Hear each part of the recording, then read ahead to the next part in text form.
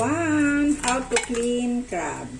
Unang-una, ilalagay mo sa ref ng 30 to 1 hour para ma-freeze siya kasi buhay na buhay pa siya. Mahirap pong linisin. Tapos tatanggalin mo na yung kanyang kali. Then, brush mong mabuti. Brush ng brush. Lahat, tatanggalin mo yung pinaka dito niya. Yan dito. So, diba? Tatanggalin mo yan. Tatanggalin mo. Tsaka yung galamay niya dito. Yan. Yan. Yung galamay niya, tatanggalin mo siya. Pag natanggal mo na, nabrush na po ito, bubuksan mo siya. Pero iba, usually, kinakat na lang. Cut na lang ganyan. Pero tinanggal ko na kasi ito ay depende sa luto. Kasi,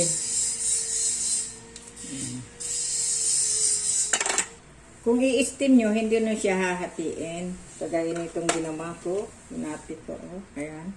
Tinanggal ko yung mga hasang-hasang niya kasi diba may hasang dito. Tapos yun. Taba naman po siya yung iba. Yan. Taba siya.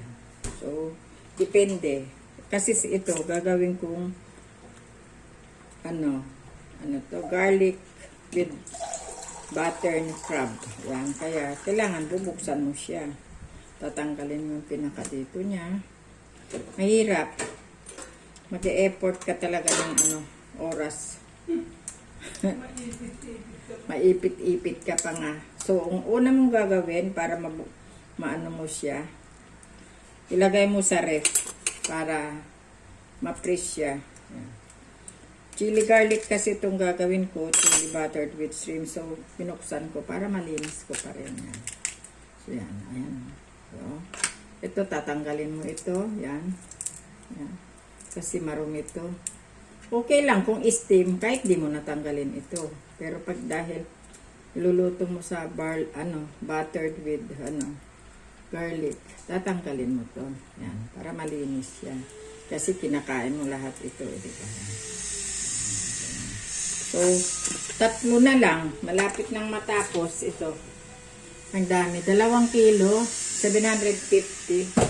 Mura na yun kasi ayaw, yun na lang pinakalas. Di ko sana kukunin lahat. Kaso lang, sabi niya, nakatipid na raw ako dahil kinuha ko na lahat. So, ganyan. Tiyaga lang.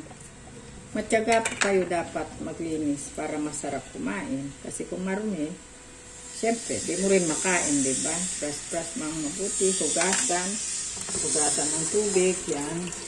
Diba? Masarap kumain pag malinis. So, bye everyone. See you again on my next video.